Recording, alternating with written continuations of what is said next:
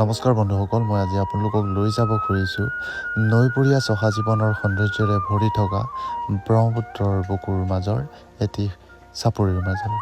এয়া মাজুলী জিলাৰ কুমলীয়া চাপৰি।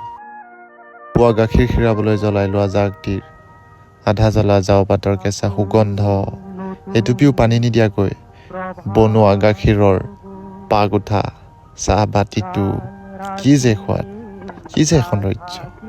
এইখিনিয়ে নৈপৰীয়া চাপৰিৰ সৌন্দৰ্য। বন্ধুসকল, এই চাপৰিটোত প্ৰায় 70-80খনতকৈ আচলতে গৰু ম'হৰ খুঁটি আছে। লগতে কচু খেতি, মাছে পুঠিয়ে নদন বদন এই চাপৰিটো। চাপৰি, মাছ পুঠি, খেতি বাতি, গৰু ম'হৰ খুঁটি, এইখিনিয়েতো যুগে যুগে অসমীয়া নৈপৰীয়া সমাজ জীৱনৰ ঐতিহ্য বহন কৰি আহিছে। লগতে ই গ্ৰাম্য